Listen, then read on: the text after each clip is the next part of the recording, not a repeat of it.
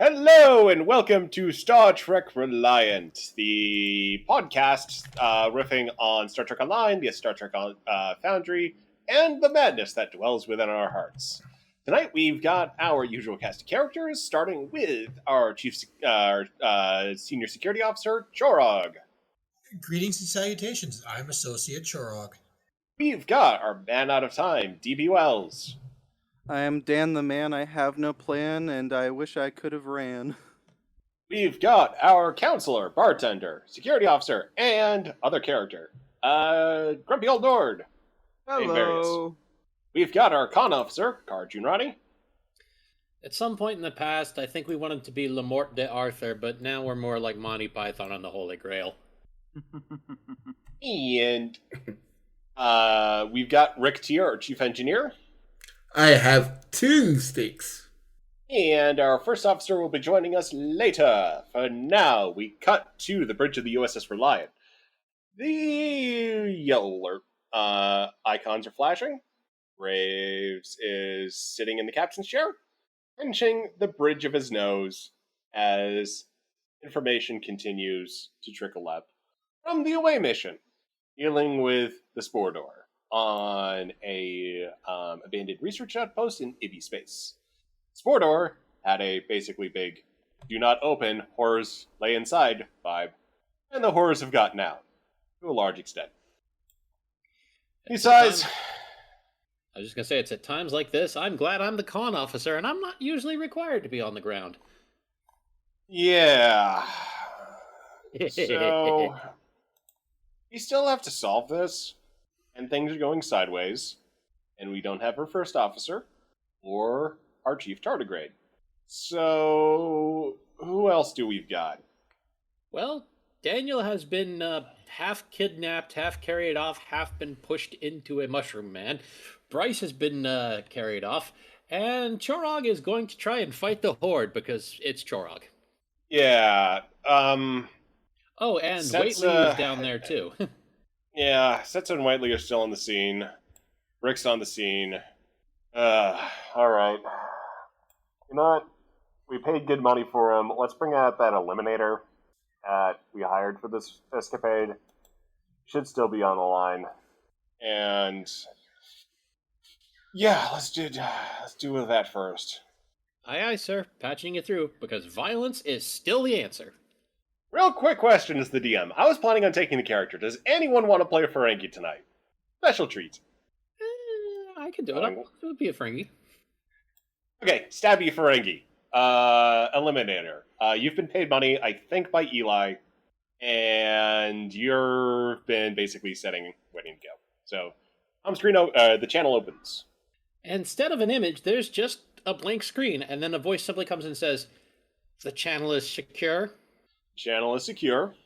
Very good. Who do you need eliminated? Possibly some mushroom monsters. You have my attention. So, we've had a away team investigating some anomalous life signs down on the planet, and things have gone sideways. Members of the away team have been kidnapped, and there are hostile fungal life forms on the planet, surrounded by very hazardous spores and requiring strong EV protocols. I see. So, is this capture and retrieve, or do you just want me to eliminate everyone on scene? Capture and retrieve, absolutely. Well, that's going to cost you. Well, Eli's already forwarded a generous advance, and I've got some connections that should be able to compensate. Very good. If you'll give me the coordinates, I'll beam down and see what I can do. All right, beam down, and we'll provide some backup. We'll beam them down shortly. Very good. I'll let you know when the task is complete. The channel closes. Excellent, thank you. All right, at that, we're gonna need a baby tardigrade probably. Kara turns and looks at him. Tardigrade? What? Why? Spore jump. In case any medical emergency, we need a spore jump. Oh. Okay, you better be sure that they so- don't accidentally spore jump to a carnival or something. Yeah, so let's go ahead. Skipper's been doing pretty well. I don't know. Smarty or Party still haven't had a lot of field experience. I mean, if you was to ask me, sir, I'd suggest that we use our actual transporters as much as we have to. I'm a little concerned about just the amount of life signs down there, and if we're going to be able to get a good lock. So let's have the engineering team just double check to make sure that we can get a lock on whoever's down there and have some alternative standing by.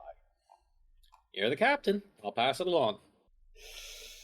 The message passes along to little Skipper, who's in her shared room with the other baby tardigrades, although the others are off playing somewhere else. Skipper, though, it's the message. Houses, sets the data pad aside, walks over, and gets her Koopa Troopa helmet. And she proceeds to the transporter room. Oh dear. I just realized something. Mushroom Men and Koopa Troopa. I've had to do it. No, I no. had to do it. I've realized something else. Don't worry. I'm not going to spoil it just yet. Excellent. So, meantime, though, we cut to down at the Spore door. Rick, Setsa, and Whaley there. Tentacles, or the Spore tendrils, continue to slash, or at least lash, at the force field that Rick was able to construct. And there's no sign of the others who have been absconded into Spore door. There's a flash of green light, and down beams a short humanoid with extremely large ears and a very well sealed black environmental suit, covered with various canisters and grenades. You alright, Rick? Yeah, I'm good. Okay. So, this beams down, and he looks around, settles his visor on the force field, reaches out and points out and says, "Is that force field bi-directional?" Sorry, this is just me DMing. I believe that we've set it so that humanoid life can go through it unharmed either way. That is correct. So you got really good success at setting up the force field, so you can pass through it freely. Okay, this is presumably explained to the figure and says, "Excellent." And it pulls out a large canister from its bandolier, twists the top of it, and lobs it through the force field, where it explodes and sprays out a caustic green chemical everywhere. So you've got this caustic green chemical. It's just completely decimating the local fungi, kind of clearing out the spore door pretty effectively, as it not only is basically just completely withering the fungus, which is just sort of disintegrating as the caustic chemical works its effect. It just sort of clears out a bit of a space within sort of that immediate part of the door, and of course gets rid of the tentacles that are trying to lash the group. You can see a little further inside, but you still can't see the away team. The Eliminator just nods and says, "Ah, yes. Fungicide is not usually something I keep on hand, but you never know what might be useful in this line of work." And he just starts walking towards the force field. So, he's walking through the force field. Does anyone else react? So, you're one of the people that, Eli got onto? I am working on his behalf. Alright, so, let's actually have some kind of tether, just so we can retrieve you, just in case that things don't quite go, to plan. Fair enough. I presume there's some kind of rope or cable that, Rick can get and just sort of, wraps around the waist and does a tidy... The Eliminator... So you are able to set this up. You have to beam some stuff down from the ship, but you're able to set up a very effective tether system using some rock climbing gear. Not to mention the Eliminator is able to provide a length of rope himself from his own equipment. At this time, there's another transporter beam in, and a very spiky skull joins the group. At this point, sorry. At this point, the Eliminator turns around and raises a plasma pistol towards the skull helmeted thing. Skipper tilts back and goes, "Ee!" Rick's Just gonna like, step shoot, in. no shoot. Rick's gonna step in the way just in case that there is something. No, it's fine. He's with us. She's with us. Sorry. I see. Quite an unusual crew. The Eliminator turns. Hey, Koopa ahead. Troopa. I go help dig, and like Spidey, Fungus won't be able to get me. So I'm going to dig, and I'm going to help find people. Well, backup is welcome, so long as it doesn't come out of my pay. And he turns and starts walking again towards the force field. I'm petting gummy bears. The Eliminator stops for a moment. You can almost hear the neurons firing, and then they just shake their head as if they don't really want to deal with this and just go through the force field. Setsa looks over to Waitley and Rick and says, Do we want to provide backup for them, or just continue standing here? I don't know what to do. I don't really know what to do either. We've got our EV suits, but without someone here to be able to pull people out and to do that, I'm not sure. Guess Waitley, what do you think? All right, refresh my memory. Who's all inside? so inside the Chamber of Secrets is now the Eliminator, Chorog, Daniel, and Bryce. The eliminator, the canister that they threw. Did it seem to be dissolving any organic material, or did it seem to be specifically targeting fungal material? It was a Specific- fungicide. Okay. Yeah. So they're safe from that. And as a note, Waitley is still he's still recovering from the hit he took when trying to reach out. So he still does not have effective use of his telepathy. Right. So Waitley takes all this into consideration. He says, well, I appear to have been affected by this person, as my abilities seem to not be working at the moment. I don't think he had told anyone that before, had he? He had not.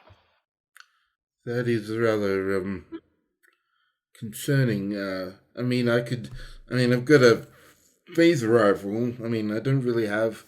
I'm not a fungal expert. I'm not a botanist, or I know it's not botany because there's different kingdoms of animals. I know enough about that, but fungus is not in my wheelhouse. It kind of isn't mine. I mean, it seems like the fungicide was really effective, so we could work on trying to prepare more of it. I could start to prepare a sprayer.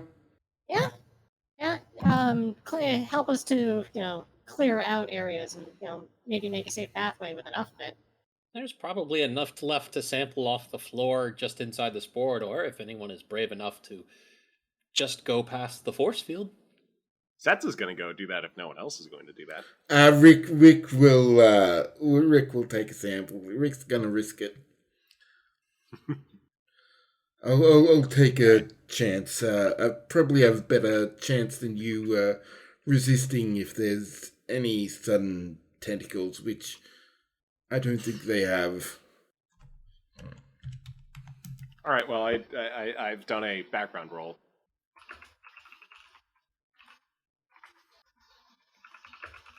So, you, for your roll, do a daring security.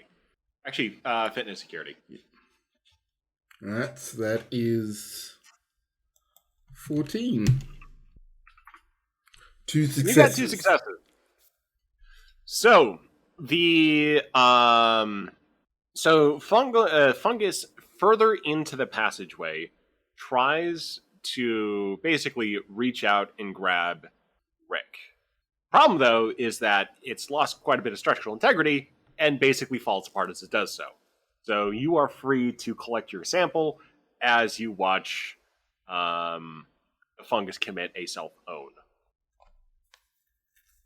Rick just sort of yanks back with a sample and sort of hands it over to Setzer.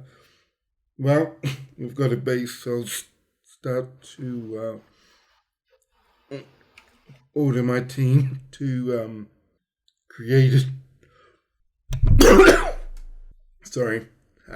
create a deployment mechanism. Alrighty, I'll get to work on synthesizing more. Waitley, if you would assist? So Sets is going to do a science roll to try to synthesize more of this stuff, and Waitley can assist on a insight science or insight medical roll. Let's see. So 15. Oh, I can never remember the damn command. Is it D20? Yeah, it's D20 or just R. Let's see. 2 successes. I'm just double checking on some stuff for Setsa. Yeah. And Setsa, unfortunately, didn't send any threat, gets a success. So, yeah, so the two are able to synthesize a large quantity of the fungicide. Setsa realizing that this is quite an unusual fungicide, and they'd best not breathe in much of it for some unusual side effects, and helps Rick with basically beaming down a containment device that his engineering team is going to be able to utilize for whatever spray mechanism they work up. It's a very basic spray mechanism, unless there's any properties that the fungicide itself is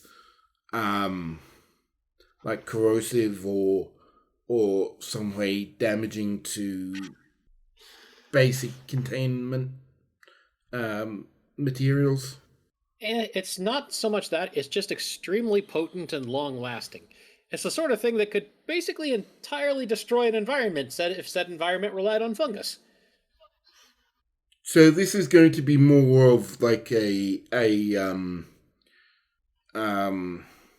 more like a garden sprayer than a just sort of pump into the room kind of deploy mechanism.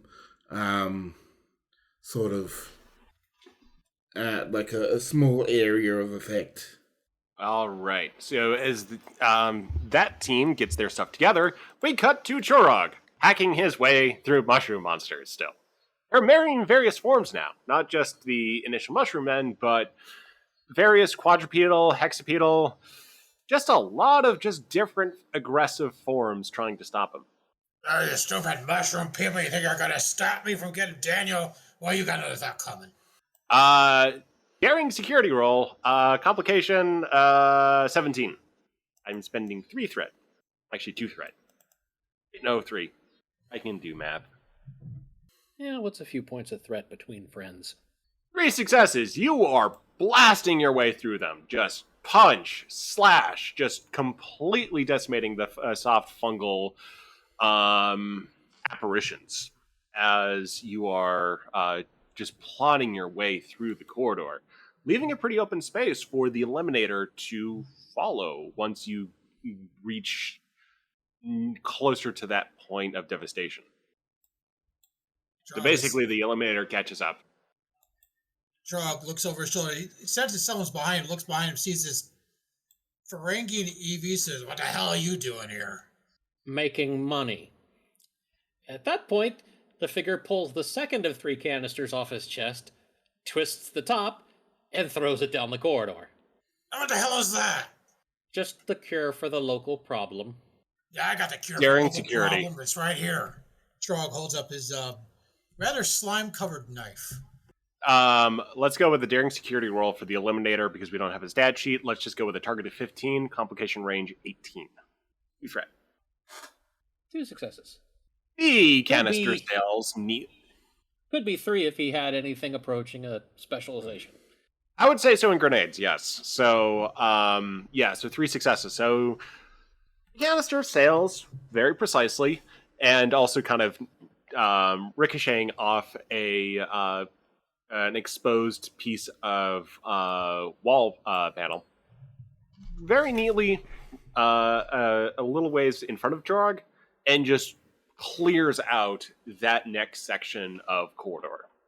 So, Jorg, you feel you're making good progress, but this canister did just take a lot of the fight out of the fungus around you.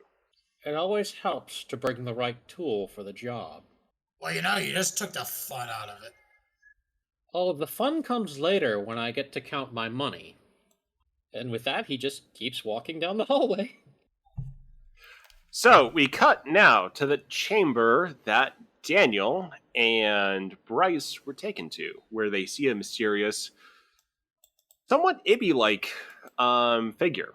Again, they are very pale, white hair, rather elegant in overall build, but also fairly alien as well. They're somewhat hunched over, but not as a sort of like a hunched back, but just basically a somewhat quadrupedal variant of the Ibby.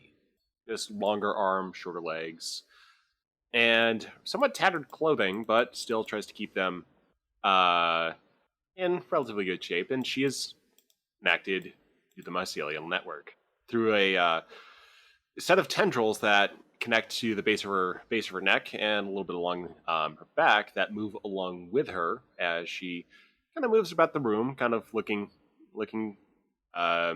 Daniel head to toe. Daniel just kind of holds up his hands and just like, "Hi, hello."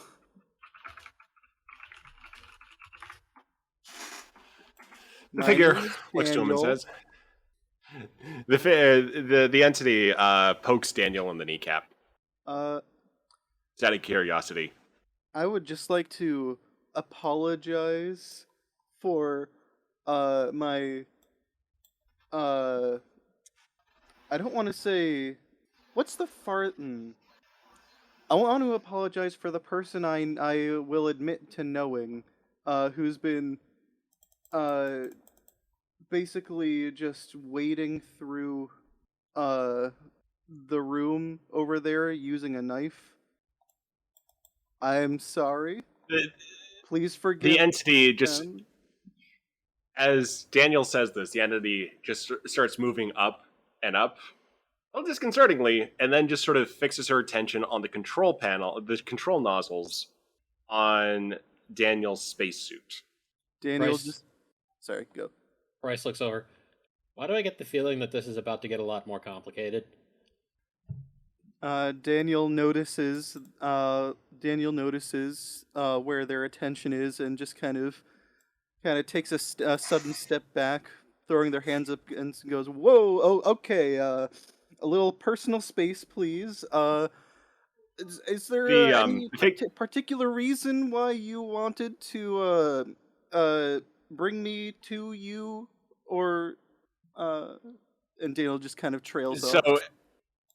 So as Daniel takes a jump back, the figure sort of skitters back as well, but you kind of notice that a few of the tendrils around her turn red and point towards Daniel. They're very thin, but it does appear that she does have some closer defensive mechanisms, but they haven't been activated. So I'm going to have Daniel make... Go ahead. I was just going to have Bryce say something, so it's not a big deal. Okay. You can do that just a sec. I want to have Daniel make a command presence roll. 2 of my lowest stats. Now Bryce can chime in. Bryce just has his hands up and looks over at Daniel and says, "Look, whatever you do, I'd rather not piss this thing off." 1 success. So the figure just looks to Daniel and says, "Learn." She then approaches Daniel again, just again curious, but also at a greater distance. She asks, "Is this tech inside you?" No.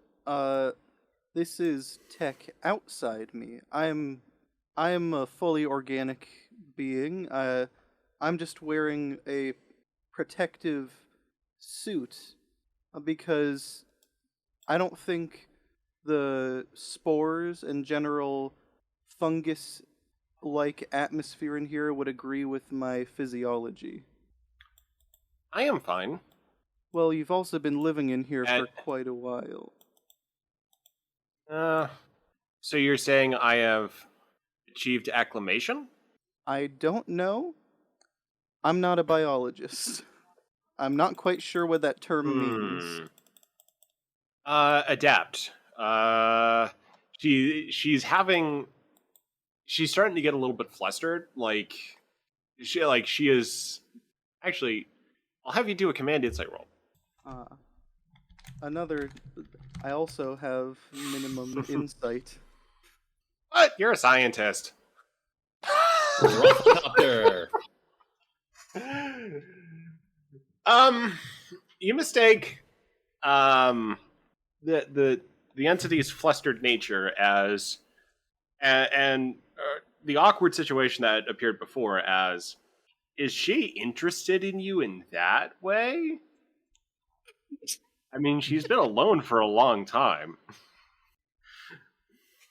Hey, this is all moving a little fast for me. Could we just, I don't know, maybe sit down, talk for a while? This is all very sudden. I don't even know your name. Daniel just kind of starts rambling a bit. The entity says, "My name is Sabatu. Oh. Sabatu. Is it just Sabatu. me, or does she phrase that like a question?" Bryce says. Well, it's nice to meet you, Sabatu. Do you have any hobbies? Well, translation is difficult. What is hobby? Do you do anything fun? Do you do anything just because it's interesting? Well, Just something to pass the time and not be bored? I learn. There's the computer. It's very precious. And she sort of like gets a little defensive over the one lone computer screen in the room that's well worn and actually a little bit cracked, but still apparently functional. And then she also says, I sculpt. I sculpt. And the fungus on the other side of the room sort of twists and turns in a really complex set of geometric patterns, and then returns to sort of a miscellaneous sort of thicket of fungal tendrils. Bryce just kind of looks over and back and says, "Kieran didn't mention this. I bet that's on a different network." Huh. And Daniel's just kind of like getting a little, kind of focusing in on the intriguing science side of things, and it's just kind of like forgetting the starting to forget the weird, awkward mood from before, and he just kind of walks over to where the geometric pattern appeared, and starts like poking at the mushrooms that made the shapes. All right, so at this point, let's go ahead and Chorog, fitness security. Yeah, no security coming right up. There we go. 3 successes. At the point at which Daniel is investigating, Chorog then bursts through, followed by the Eliminator, just like bodily. So, Daniel, let's go with a fitness security, actually daring security for your reaction. 1 success. You're able to leap out of the way to an extent, but feel free to vocalize how Daniel responds to the sudden emergence from a mycelial wall of Chorog. So wait, so Trog's just kind of like emerges from the spot I was investigating or something? Yeah, he burst out of it like the Kool-Aid man. Daniel kind of like Daniel just kind of like trips backwards, lands on his ass, and just kind of screams over the comms.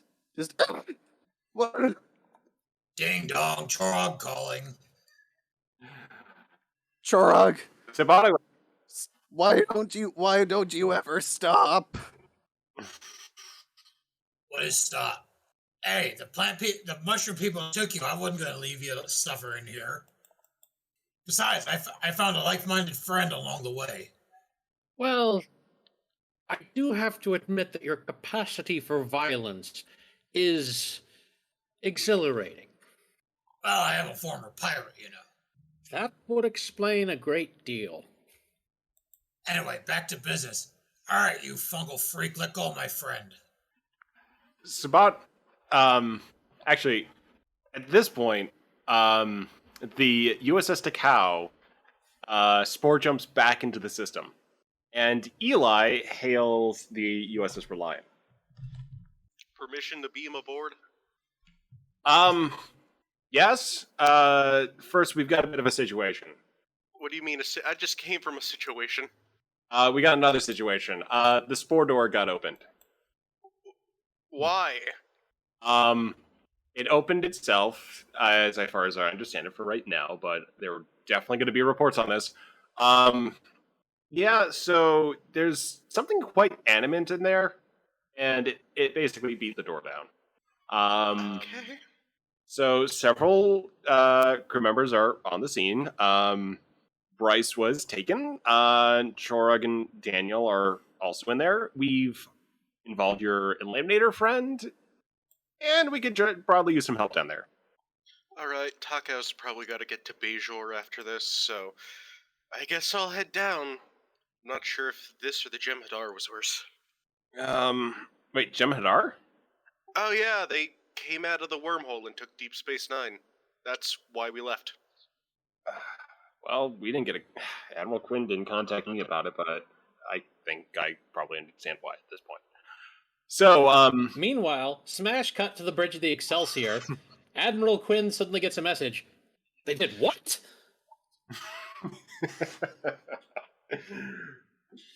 So, Graves says, all right, Eli, you've got command down there. And I believe Setza, Rick, and Waitley have also been preparing an antifungal agent. And containment measures are holding for right now, but yeah, just get down there and see if we can salvage this. Well, my sisters sure are disappointed not to be able to join, but anyway, I'm gonna come over and get some things before I head down. Mainly a flamethrower. Be careful, there are people on the scene. Listen, I just treated Polaron burns. I'm pretty sure I could treat regular burns. All right. Eli moves over to Reliant. And with that, Jumps out. You're able to get the equipment. You're able to get the equipment that you need, and for your beam down, you've got two options. You've got the away team location, but as Skipper has been following the Eliminator, there is a transporter enhancer integrated into her Koopa Troopa helmet. So you can either beam down to where Skipper is, or where Rick, Setza, and Waitley are, at sort of the entrance to the Spore door. I'm gonna beam to the entrance because I don't know what kind of friend Skipper is making. She's having a whimsical adventure at present. But you beam down to the entryway where we've got Rick and Waitley and Setza putting the final pieces together on the antifungal sprayer. Eli's got a flamethrower as he showed, and a phaser on his hip. Hey.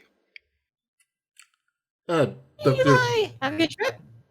No, I didn't. The Jem'Hadar took Deep Space Nine. Oh, that's the way to spend family vacation. I wouldn't call it a vacation. Well, Spore door open. I can see that. How horrifying. And we have things to fix it. You guys are proudly at the device they've created. A combination of deployment device and a very strong, potent antifungal agent that was synthesized by that exterminator you hired. He Choroga Eliminator. Sorry, yes. He and Choroga are trying to fight their way through to meet up with Bryce and Daniel that were taken. Well, cool. I have a flamethrower though, so this will probably be better. Well, I mean, you can use both. And that's Good point. Antifungal is dedicated. It's better to be more targeted flame. Can do all sorts of damage. Has anyone looked at the chemical formula of the fungicide lately? Setsa's gonna double check it. Let's have a science reason roll real quick. I think I know where this is going, and Tessa's gonna have a suggestion for it. Let's just double check. 1 success. Yeah, that's a lot of hydrocarbons in that stuff. Setsa says, Well, I mean, with the flamethrower plus the fungal agent, I mean, it might enhance the effect of the flamethrower. For some values of enhance. I mean, we could do a little bit. Spray a little fungicide first, and then try the flamethrower. All right, let's test it on that wall inside, just inside the door. okay, so they're gonna test. So Setsa is gonna work on spraying a precisely calibrated amount. Rick can assist, and so can and you know what? Just Rick and Setsa on this one. So they're going to go for a reason or a control engineering roll. 2 successes from Setsa, a critical from Rick, and then for Eli, let's go with a security control roll. Or daring. I'm going with control. 2 successes. So the group is able to squirt out just a little bit of the fungicide to cause a dramatic boom. Nothing that's dangerous to the group. So you get a lot of bang for that buck, for that little flamethrower test. For anyone at home, I imagine it kind of like putting a lighter in front of a can of WD-40. Whoosh. It's like dragon's breath. So, you have created much fire, Eli. Right. Flammable. Got it. So this can go either really good or really bad. Let's just consider this. If we need a little extra kick or change of pace, let's go. But, yeah, if you want to, since you're, commanding officer, if you want to use the flamethrower first, by all means. I would definitely confer going one way or the other. Just at least, unless we need it. I'll just carry the flamethrower with me. I got a new pistol. He holds it up. It's a Bajoran phaser. Ooh, nice. Yeah, it was a gift. Aw, from who? It's one of the Bajorans we saved from the Jem'Hadar. When the Oh, militia. right, Jem'Hadar. Yeah. I mean, did we get DS9 back yet? Say again? Kind of important. Did we get DS9 back yet? It's kind of. Oh no, we were evacuating. No, Oh. everyone's at Oh, Bajor. probably- Klingons, us. Oh. I'll deal with that. Mark is next. not happy. Now let's try to get more people back. So with that, so you're going to go with the fungicide and just have the flamethrower in hand? Yeah, Or do you really want to use the flamethrower? for the boss battle, because there's got to be one, right? Yes. Called it. As you guys have already breached Sabato, so yeah, I've had to initiate Plan B for the boss fight. So, per the basically, so Setsa looks to Rick to see if he's gonna help administer the fungicide, or if is she just gonna do it. I'll do it. All right, so you and Eli proceed into the spore door with you spraying and clearing things out, and Eli providing backup, while Setsa and Waitley stand together, watching at the entrance to the door. So as you Providing go moral in, support, that is very important. providing moral support, and also Rick, you notice that Setzer has also placed a cutie heart sticker on the fungicide sprayer. It's Waitley. He Last doesn't minute provide touch. moral support. He provides immoral support. So Eli and Rick. There's still some residual fungus sort of at the door. A lot of it's been cleared out, but some of it's also recovering. So you get attacked by a measurement and set of tendrils. So you've got the phaser and the fungicide. So both rolls would be a control security. Or control engineering for the sprayer. Okay, I'll control engineering and... And I will shoot too. It is very effective. Two successes for both. So you are able to basically clear path, and basically you're just pew and spray your way through, and you're able to very easily follow the path of the rest of the away team, because it also has areas where the fungicide has been applied, and just a lot of cut down mushroom men and other mushroom beasties. So we cut back to, actually real quick, do we want to take a quick break right now, or keep going for one more scene? As we are kind of an hour, not quite an hour in, but just wanted to double check. I have a quick scene for Chorog before we go to break. Okay, so let's go for Chorog. Chorog and his Ferengi friend are standing there trying to figure out what they're going to do next to get Daniel, and Chorog just stops for a second, turns his head over his shoulder, takes does a quick sniff. Something's burning. I hope not. The fungicide is incredibly flammable. If it were to come into contact with open flame... Well, something tells me it's about to get real warm in here. Well, my suit is fireproof. Oh, Let's just go with one... Let's go with one roll here from Rick and Eli. So let's go with another pair of attack rolls, same as before, but I'm going to spend 2 threat for complication 18.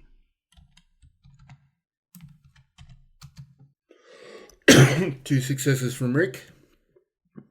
And a success from Eli.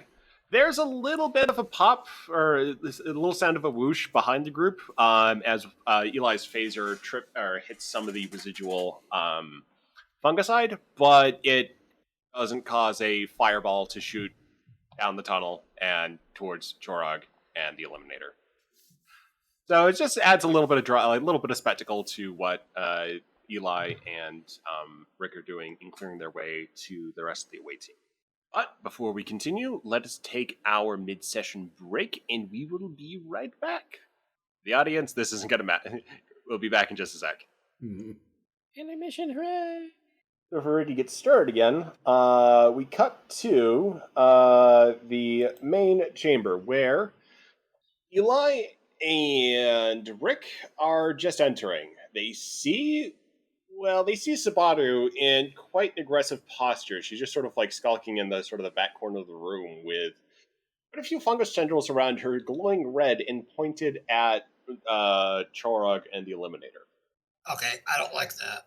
Daniel scrambles to his feet and just kind of holds his hands out between both of them, just says, okay, well, let's all calm down. I'm sure this is all just a really big misunderstanding. You tell that mushroom monster to drop him or I drop her. Listen, I can understand some hostility from both of you, and Daniel turns to her, but you weren't directly controlling the fungus beings out in the rest of this area, were you? She's just growling. Meanwhile, the Eliminator ignores his weapons and just reaches into his pocket and pulls out something small and silver. Eli, you are on the scene. It's time to stun. Getting a little crowded in here. Alright, if you're from the Reliant, hold your hand up. Eli raises his hand. Rick I hired you. Chorog raises his hand with the knife in it.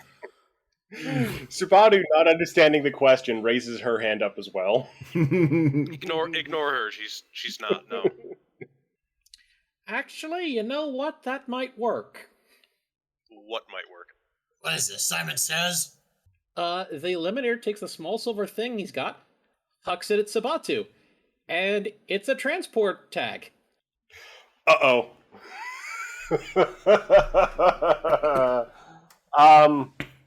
Here. For the record, I just got 2 successes on a roll for it. Oh, no. In her defensive roll, which I amped up pretty well, no successes and a complication. So... She just frickin' ate it. Yes. She just goes, yum.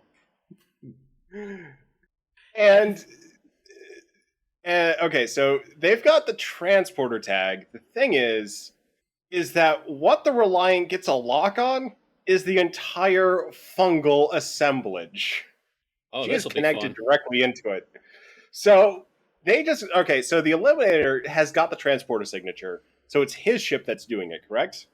Oh no, it's calibrated for the Reliant. Why would he want that thing? Okay, Not so to mention it's supposed to be for a Reliant crew. okay, so yeah, who's on transporter duty right now? Somebody who's not paid enough for this. Yeah, let's go. Let's go with Chief. Here, let me look through the crew roster real quick. Okay, so we've got Theron Dracour, let's see, Bueller, Oakley, Checkers for the fun of it, Oh, make it Bueller. and Nathan Addison. Let's do Beulah. I vote android clone of O'Brien because he must suffer. I'm kidding. I need to get that joke in there. Okay, we'll come to that later. I mean, oh god, put a pin on that for the Conclave episode. Okay, so yeah, so Ensign Bueller or what's his rank? We should have put it on here. Nope, Chief? we actually. Chief Petty Officer? Yeah, let's just go with Chief Petty Officer Bueller. He may have been promoted or demoted. We're not quite sure based on his last appearances because we didn't actually record the rank here in the personnel table. So Bueller gets this transporter request for a whole crap ton of fungi, and he's not sure on who's actually sending the request up. So Rick, you've got control of Bueller because he's on the engineering team. He's gonna come down to Rick, and you hear this little conversation going, "Oh, sir, we've got tagging in a lot of fungus, and I'm seeing it's like a big amount, like and describes sort of the dimensions. What do you want me to do? I can beam it to apart. I can find somewhere else, but." I mean, this is just... I mean, do we even want to transport it? Rick could try to localize the coordinates to Sabatu, though, because he's on the scene and he's presumably got a tricorder. And Rick will try and do that. And he'll say, just hold on. I'm going to try and get a narrower field target, just the being that we want. What kind of role would that be? Reason? Yeah, recent engineering, spending another 2 threat. Eli, you said it was time for stun. Yes, I will use the stun on the Bajoran Okay. phaser. So go ahead and do a control security roll. If you can, see if you can give Sabatu some nights. Would this take into account my transporter focus? Oh, absolutely. So 1 success from Eli. 3 from Rick. Yes. 3 from Rick. Okay. Uh, So Subaru is preoccupied with that complication on, like, just being very confused about the thing that just happened. And Eli's phaser hit basically catches her off guard. So she doesn't go completely down with only one success, but she gets a bit drowsy and allows Rick to create a more targeted protocol for beaming. So you are able to now beam Subaru up and sort of disconnect her from the funguses. Does And Daniel... the question is... Sorry, you go. No, you go. Okay. Does Daniel understand what Rick is actually trying to do? Because I don't think they've probably not with the technical know-how. You know it's something transporter related, so you can kind of assume they may be trying to beam Subaru up, but you don't have any precise intel. I mean, you're more what's probably more consuming your attention is just the fact that Eli shot Subaru. Daniel just kind of looks around at everyone and just shouts, "Does anyone think before they act around here?" Yes, that's why I shot. Now, where's the fun in that? So yeah, Rick, do you beam? You've got the localization, but do you beam Subaru? Yeah.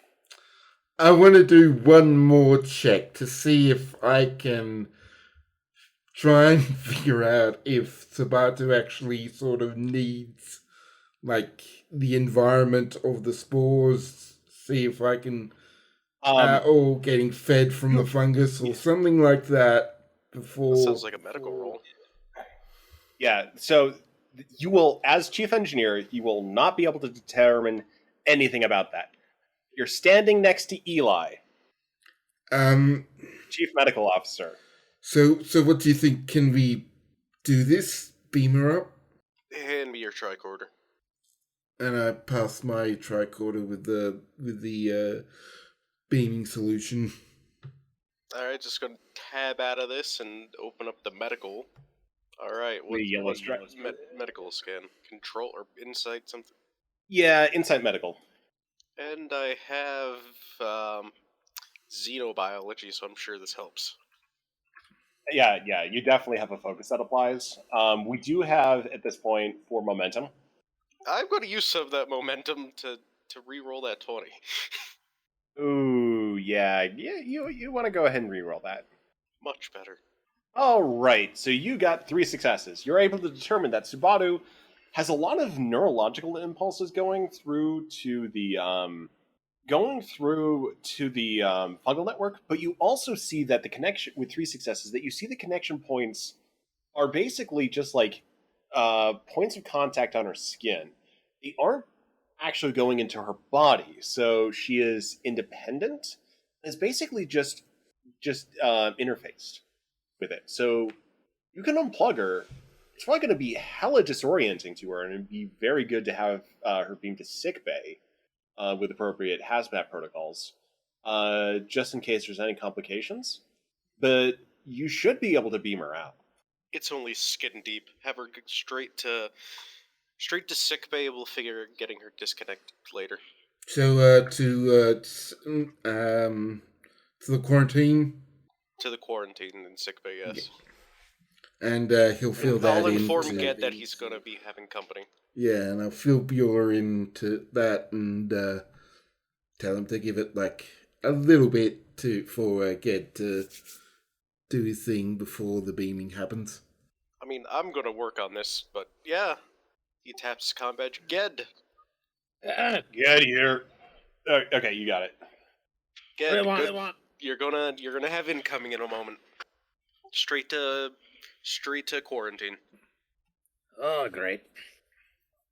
Yeah, get a lot of antifungal stuff ready. A lot. Okay. Here, I'll take a picture so you can see for later. He takes a picture with his pad. So he takes a picture of Subaru, and Subaru at this point is just kind of rolling around on pictures of the mushrooms. Okay. I was going to say, either way, there's just a scream from the other end of the comm badge. Okay, the mushrooms and Subaru.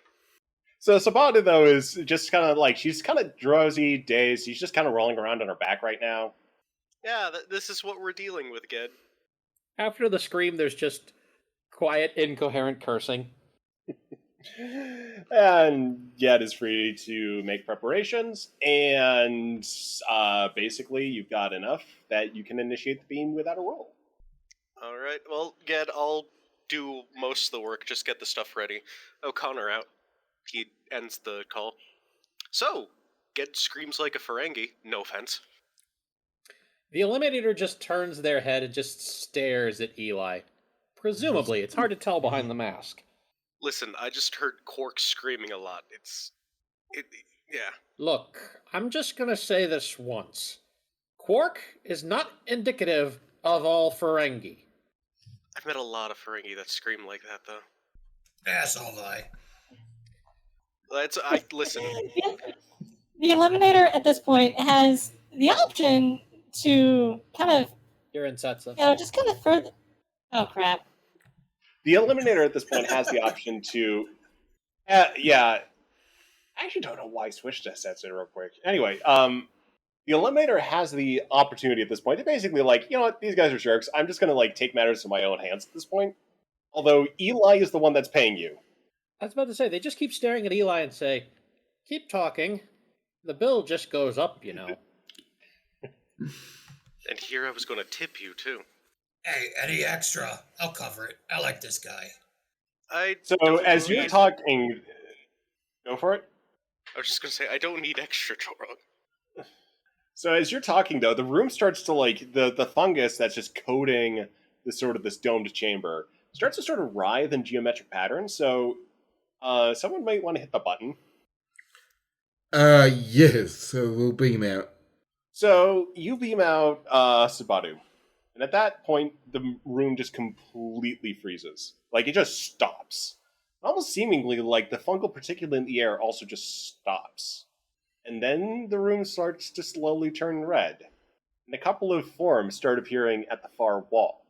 Like, it's like, you're not quite sure if it's just like, you know, a little bit of tumultuousness in the fungi, until it starts to emerge into a pair of ferocious fungal dragons that are now staring at you. Daniel just kind of Quite sighs. big beasties. Quite big beasties. Not like giant dragons, but, I mean... You've got a problem here. I mean, they're probably not friendly. Trog looks over at the Eliminator and says, what do you say we go to work? Well, I do have one left. And they pull out the third and final canister off their chest bandolier.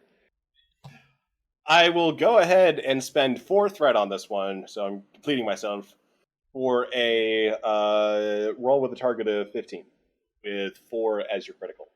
Okay, but what's the threat? Sorry. I'm spending 4 threats, so your complication range is 16. You either succeed or you comp. You say that it's mutually exclusive. 2 successes. 2 successes. So, one of your... That was the sound of the GM covering his mouth as he was looking at his boss battle rapidly going south. I can salvage it, because there's 2 of these guys.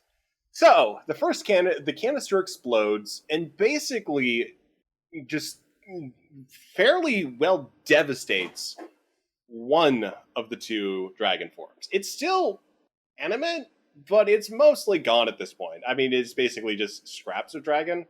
But the other one is still quite animate. So, it's a very spiky creature, just made out of just fungal masses twisted into somewhat malevolent appearance. And now everyone else gets to make an attack roll. Eli takes out the flamethrower and looks to Rick. We have to cross the streams. Aren't you sad you spent all your threat? And Rick doesn't get the reference.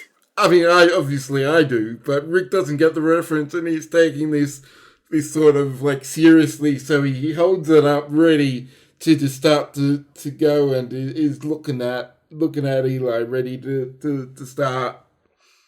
And Alright, let's go. Trog pulls out an extra blade and goes to hand it to the Eliminator. Shall we go to work? You might not want to get close for a second. was about to say, hearing this, the I Eliminator's mean, just sure. pulling out something that looks like a cigarette. Daniel just kind of. So, Oh, sorry. go. Daniel just kind of grumbles to himself, just, why do I even fucking bother? And just goes over to block the one working computer from being exploded from what is inevitably about to happen. At this point, Waitley, Yes. you get your telepathy back at this point. I mean, just sort of, it just almost kind of snaps back when Sabatu is beamed up, and you're aware of what people are feeling regarding the current situation / potentially thinking. If you dig Waitley says softly to himself, "Interesting." You can also feel the functional dragon. What now? The fungal dragon, the one that's still up. Does he try to contact it? Yes, he does. It's going to die fast. Yeah, like with as much as like is going to happen here, we'll see what happens. So for Waitley, it's going to be a command presence roll with focus as apply.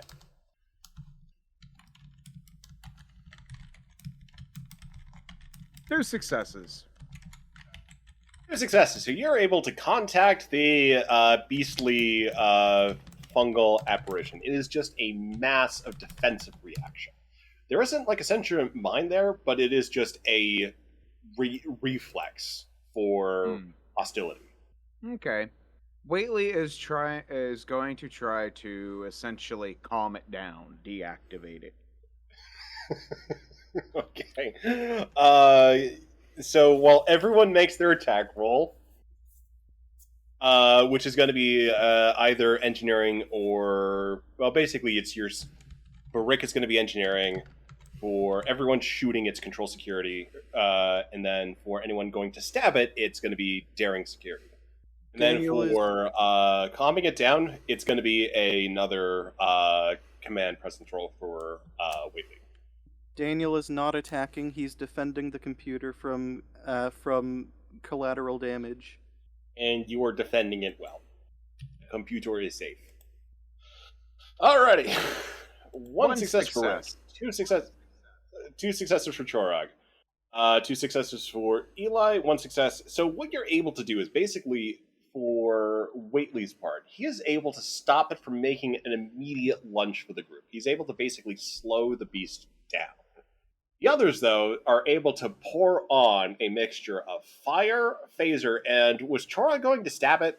Chog's going to slice and dice it. Okay, as the fungicide and the fire contact, there is an explosion, and you're going to have to do an additional fitness security roll to keep going. Alright.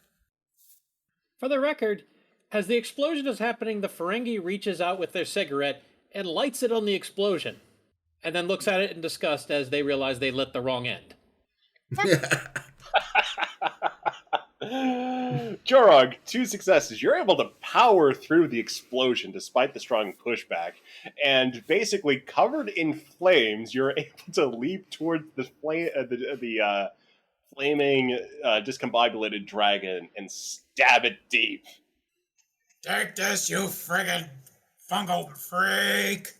As Chog buries a knife deep inside this thing, and it just green goo just squirts out and covers him.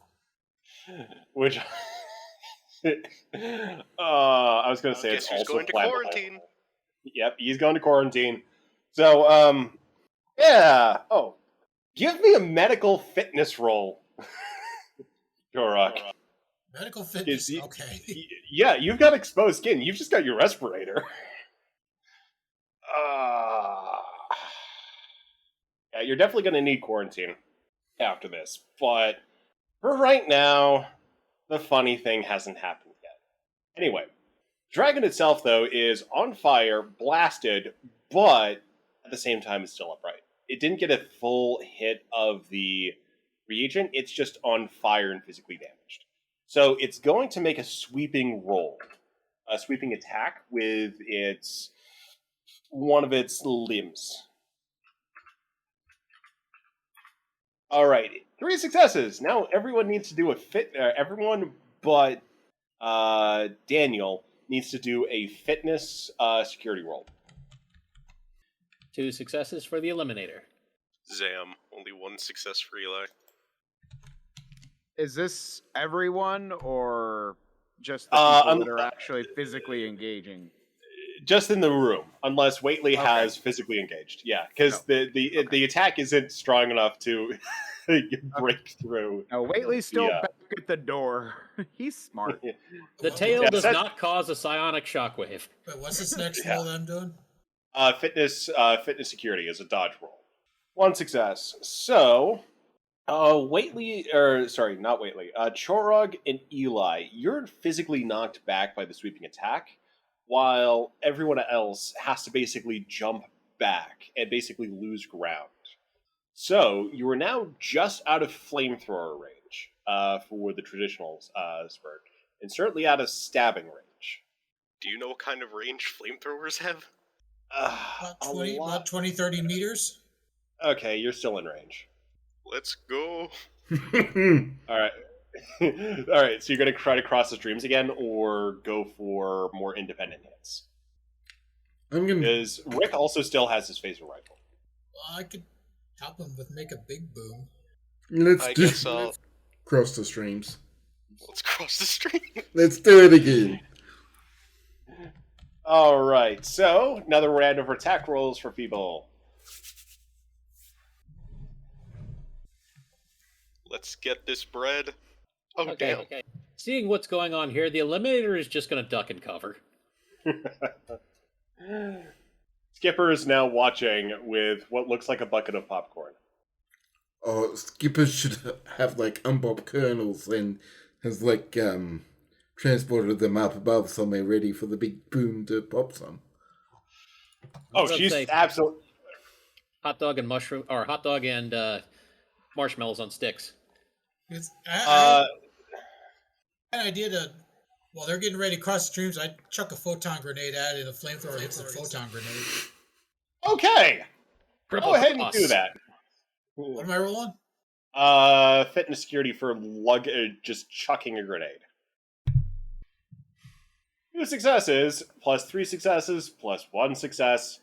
Or wait, did that last success from you, Baz, was that this roll or last roll? So the one before, and the 3 was mine for this one. Wait, I So got 5 a 3. total. Eli's got the 3. Yeah. Oh, sorry, 6 total. Yeah. So with that, with the photon grenade and everything, there is just a seismic explosion. Just bright flash, just an intense punctuation to the combat. And when your eyes are able to see again through the just blinding flash, the dragons aren't there anymore. They've just been completely atomized. Just a big greasy stain. The fungal room still doesn't appear happy though, but at the same time, it's a little spent. So you're able to withdraw if you want. The Eliminator looks up from where they're lying and just says, I think now is a very good time to leave. What he said. Let's get the hell out of here before this thing regroups. Let me find where Skipper... Oh, wait, I think I see Skipper right there. Skipper! Skipper is just plastered on her back. She just sort of pops up and under the Koopa Troopa helmet, and just says, Oh, Koopa Troopa, retreat. Time to go. Skipper starts waddling away. Daniel, you ready? No, I need to get the one. I need to get this thing out of here. He Wait. says, gesturing to the computer. Just download it to the tricorder, what?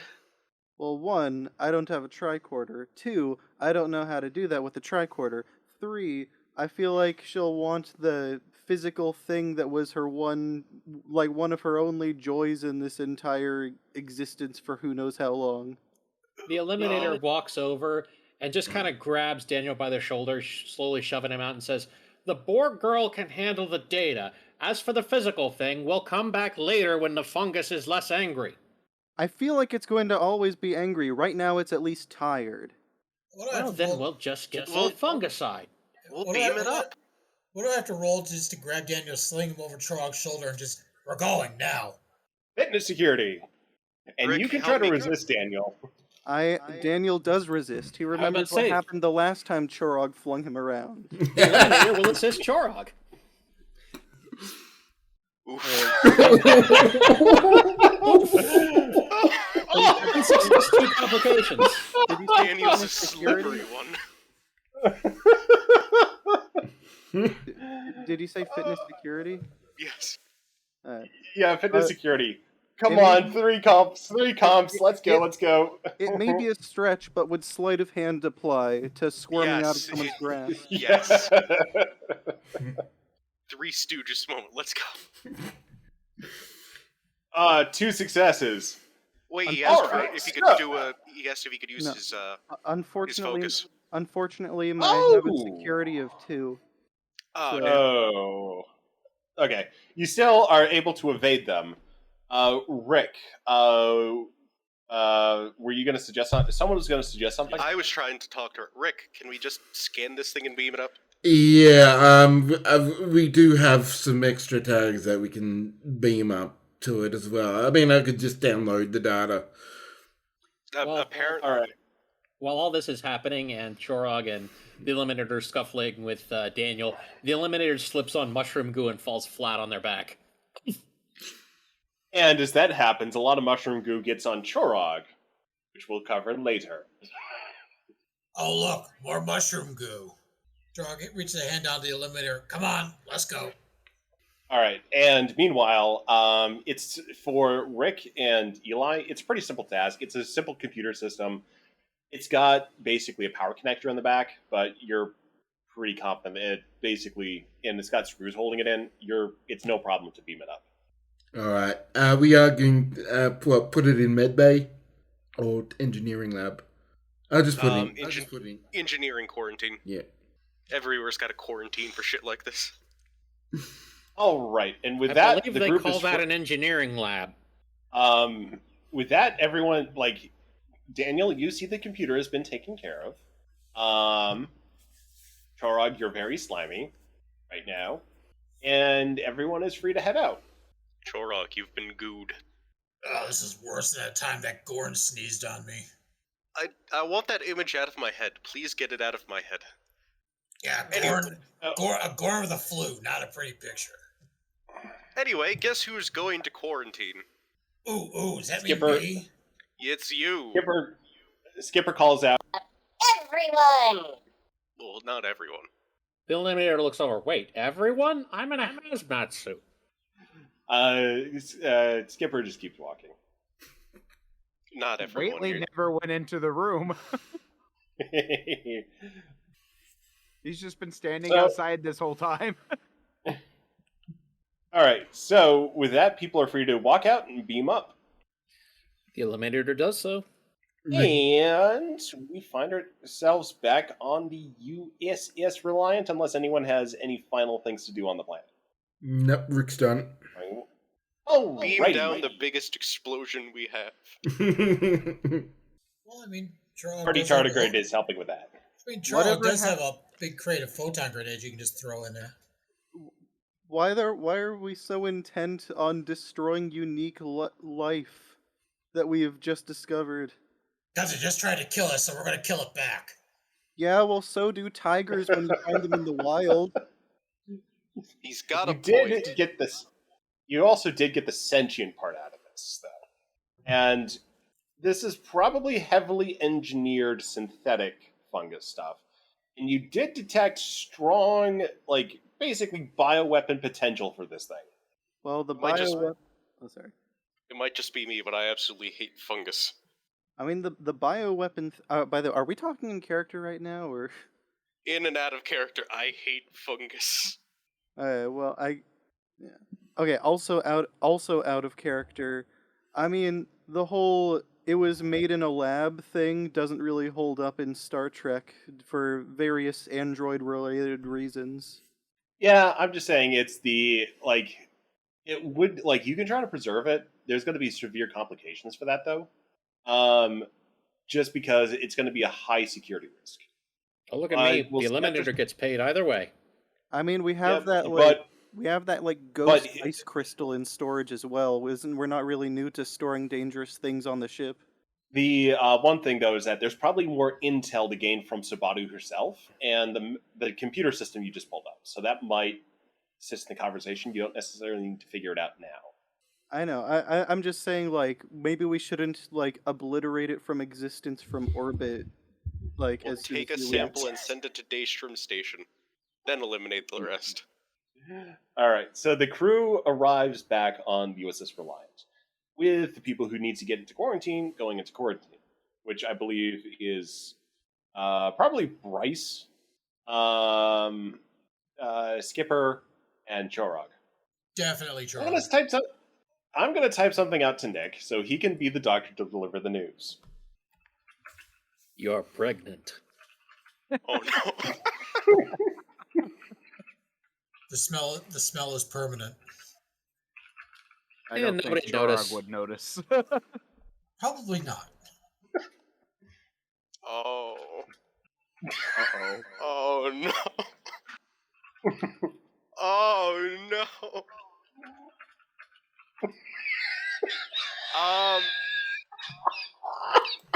So what Kara said.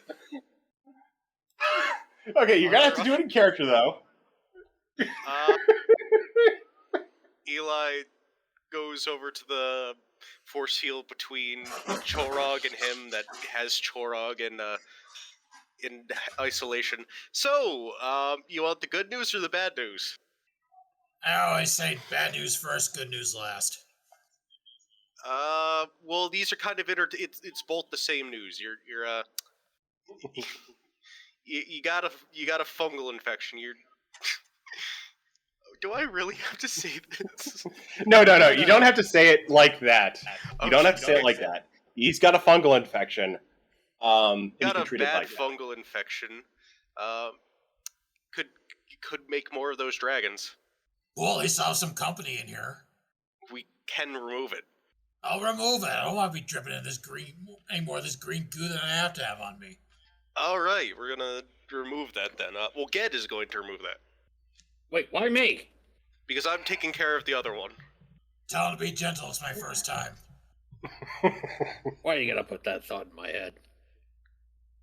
All right, so Ged is able to treat Chorog, but Chorog, as an after effect of this, you are going to be a little groggier than usual on our next adventure. You're going to still be recovering and taking antifungal agents, so you've got a little bit of a medical thing to deal with for one episode from here. Or one, yeah, so you basically got a slight fitness penalty for the next episode. As a doctor in the 1800s, I prescribe you cocaine. Kidding. Yay. It was a joke. All right. So beyond that, though, you also have Sabatu, and I that's will going to take be a care of higher that. level. Okay, so you have Sabatu basically in the quarantine area and in a biobed. It's a little uncomfortable for her to lay back like that, but she's basically easing into that position. It's just not for her anatomy, which is unusual. Definitely a product of a lot of artificial manipulation. Yeah, you basically just have this patient to basically make contact with at this point. All right, Eli's gonna tap on the force field. God damn it! Why do you have to post that? We have got a lot of dripping Nickelodeon goo in chat right now. But Spotted rouses and just sort of kind of looks around and is very confused. Also, a monitor near Eli fuzzes out to static. Eli looks at the monitor. After a moment, it resolves into Kieran's face. Ah, so this is the med bay. Yes, this is the med bay. He looks over vaguely at the bed. I see. You seem like you weren't expecting this. I was unaware that Project Gamma had produced viable results. Project Gamma. Can you tell me more about that? Yes, it was one of 3 different projects, as you know. I was the result of Project Alpha. Setsa was the result of Project Beta. And this, I suppose, would be Subject Gamma. Well, Subject Gamma is going to need treatment for the fungal infection. I am not a medical personnel. I am. That's why I'm here. I'm about to take care of it. You just kind of showed up. Yes, well, I found that the best place to hide from Setsa was in the computer core. It's really not the best place. I'll just be quietly elsewhere. And the monitor returns to normal. So, Subaru is looking at Eli at this point. Hey, can you understand me? Universal translator and all that? I think so. Okay, yeah, I can understand you. That's going. So, hi, how are you? I feel cold. We could adjust the temperature in there if that'll help. She's looking around at the walls and is a little she looks a little disconcerted. So, gonna need to get rid of all that fungus. That that was attached to me? Yes. All right. She sounds uncertain. It's only skin deep, and it shouldn't take all too long. All right. And yeah, she's still sounding uncertain. I can do that, right? You're not gonna try to hurt me if I do? I'm a doctor. I'm not going to hurt you. I don't. Well, I'm alone, and no one's really told me what I needed. Could you say that again?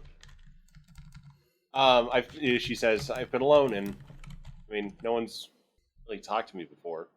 Well, that definitely seems like it's about to change. So she kind of just sits up at the bio bed and looks a little awkward in trying to find a comfortable seating position. Still looking around and says, "It's strange not to be able to feel what's around me." I wish I could say I relate, but I am an empath, so I always feel everyone kind of around me, So you kind of recognize, Eli, that she's kind of had a physical sense of empathy that's been cut off. So she is kind of like a patient who's just had an amputation. Oof. Anyway, I'm coming in there, Eli says, entering. Sabato just looks to Eli as he enters. She's just perfectly calm. Just curious and a little concerned, but as an empath, you're able to read her pretty well, and kind of beneath that worry is just sort of this, like, a little bit of excitement, but tempered against just basically reservation. Anyway, I'll get to work. I can understand this is going to be a difficult time for you since you've been cut from something that's been a part of you a long time. Yeah, it's just been there. I mean, always connected in, and I don't know why, it's just been there. I'd offer to put you back, but I don't think you want to go back to being alone. No, I mean, this is different, but if I can be around people, then this is better. And you get a little bit of that excitement from Subatu when she's kind of edging on that. Like, so you can basically, tell at this point with your abilities that just like reassuring that she's not going to be alone, and kind of like basically that the more you can show her of basically what life's going to be like, probably the better. Just to kind of take away that fear and uncertainty. There are a lot of people on the ship. You're in good hands. There's just so many people. And he smiles and says, well, if I get to explore freely and not be put anywhere I don't want to be, then that's good. I mean, once you got this out of you, got the fungus out of you, yeah, of course. Just can't go into restricted places. That's mainly it. Please do not enter the warp core. It is not safe. The light is not welcoming. You can stand near it, you can hear the hum, but it goes...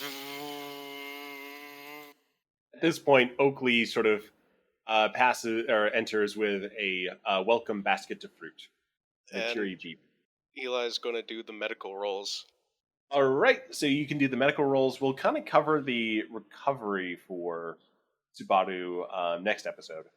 But go ahead and make the medical rolls now, and then other people with final scenes are free to take things up. I'm re-rolling that. Yeah, you got enough momentum with obliterating the dragon. You can re-roll that. Like both dice or just one? Both if you want, but Fuck it, let's go both. Oh yeah, no, this was a good idea. okay, 4 successes. Okay, yeah, Sabado's going to be doing great. So yeah, anyone with final scenes, take it away. I got something that I think Geraldine will approve of. Oh, is it time? Whately has had himself quite a long day. I mean, it's been like, what, 4 sessions since he's gone to sleep? Yeah, thereabout. So Whately makes sure he has nothing on his docket, and he's going to go ahead and go to his quarters, lock the door, dim the lights, put on his nice, calming, soothing black noise in the background. What is that, just industrial music? But music, no. But it's definitely very, Sorry, I'm just trying to think of the yeah. opposite of white noise. Vuvuzelas. He proceeds to go to sleep. And at first there's nothing. And really that nothing just kind of continues for a while. It's dark and quiet and empty. And then there's a voice. Let me out. Let me out. Let me out. I don't want to be trapped. No, I don't want to be trapped anymore. You said you'd let me out.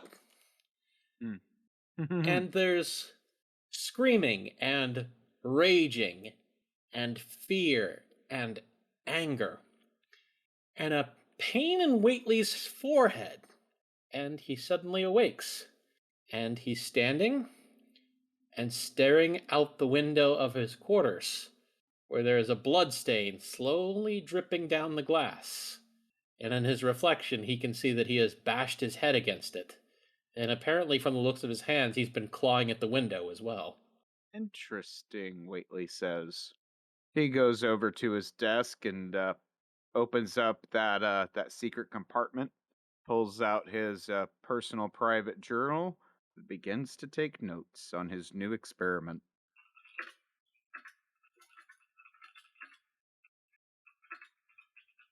Then after that, the camera goes to the ready room where the captain is sitting behind his desk, and there's a musical chime indicating that someone wants in.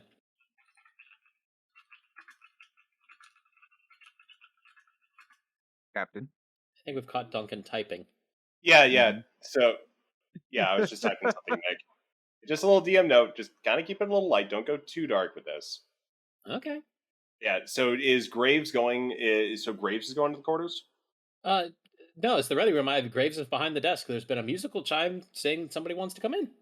Okay. So ready room. Graves. Graves says, "Come in." The door opens, revealing a Ferengi female in a paramilitary uniform. She walks in carrying a pad. This is the best part of my job. And she slides the pad over to the captain, and it's a lengthy and itemized bill. Right. Well, I certainly appreciate your services. You definitely helped stabilize the situation down there, and I can certainly carry on any recommendations that are needed for additional work with Starfleet.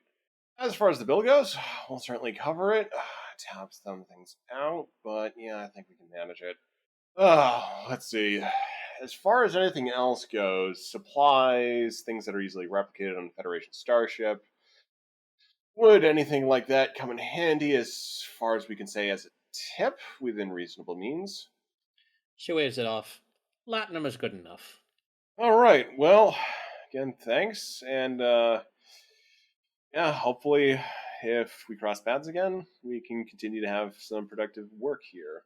She just gives a sharp smile and then a little wave and turns and walks out. Eli calms Graves. Graves says, Graves here.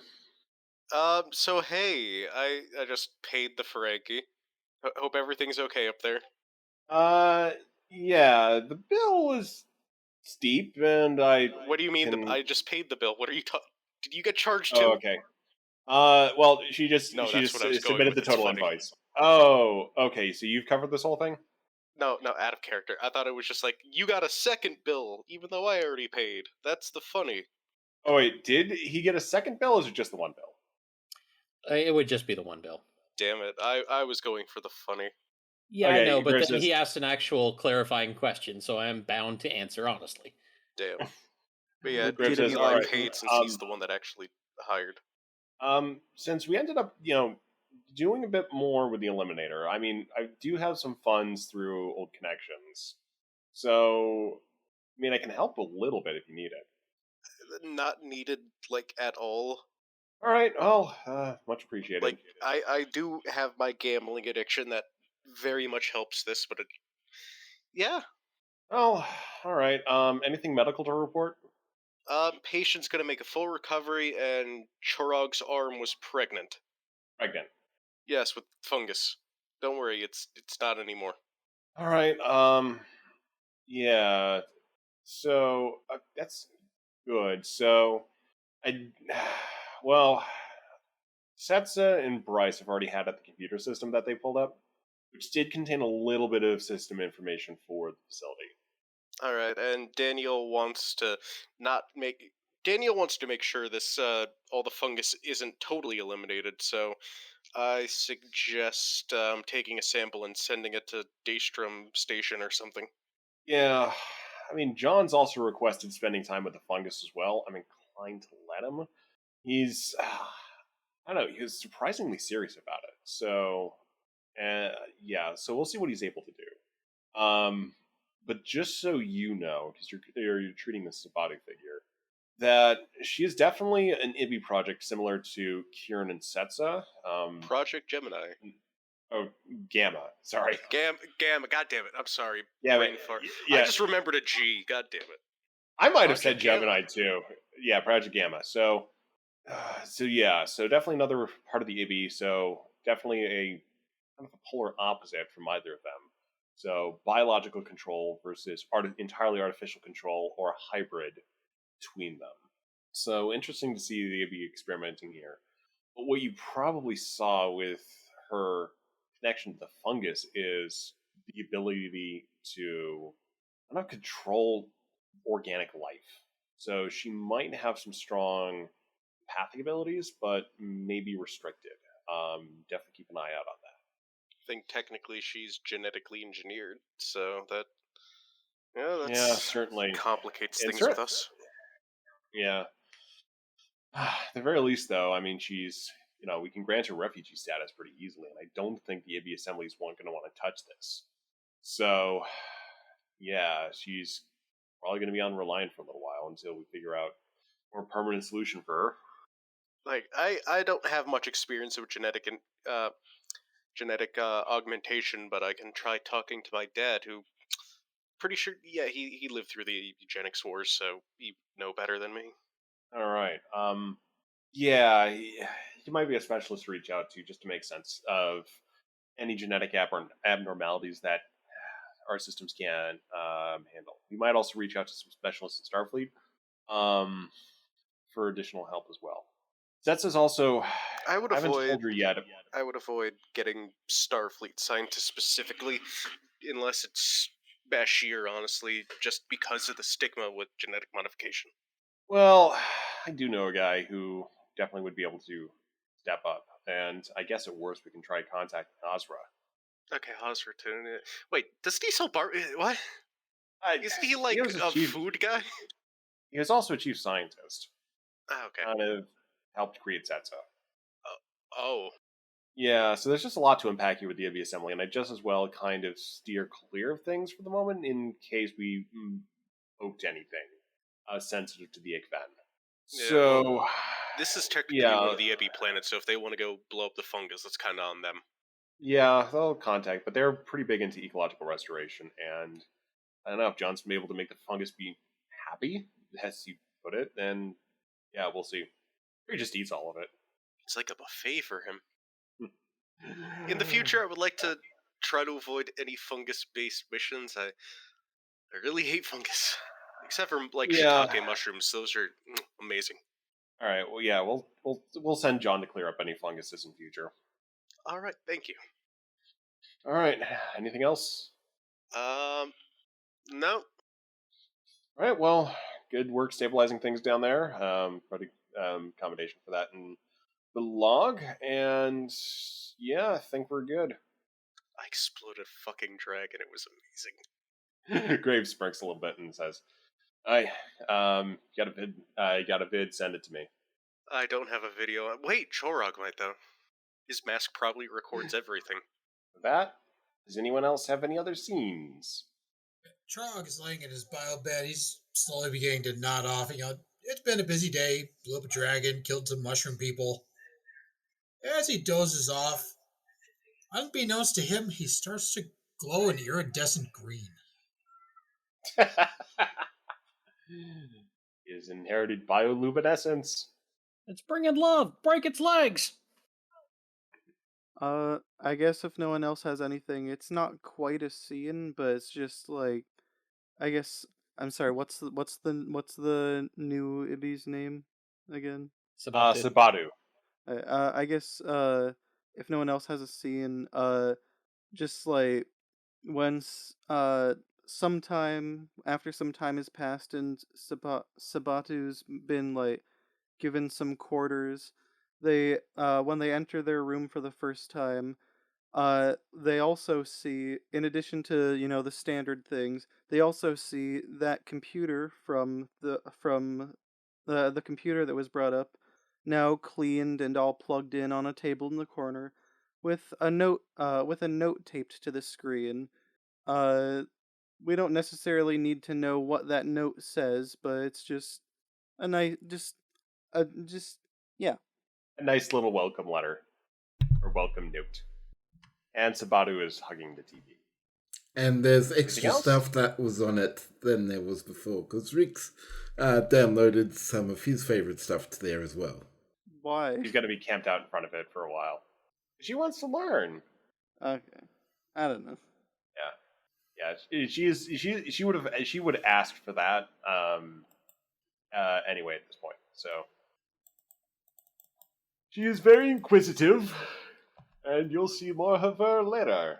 And with that, I'd like to thank everyone for joining us on this latest adventure of Star Trek Reliant, and we are finally done with the Spore door and associated. And if you'd like to get in contact with us, our email is reliant@starbaseugc.com. Again, that's reliant@starbaseugc.com. We're also variously on Twitter. And we'd like to thank you again for joining us on this latest adventure. We should continue in a couple of weeks. That, everyone say, boy now. Bye-bye. Bye. Bye. Wait, what am I supposed to say again? Oh Say shit, it's the what? end. Say bueno.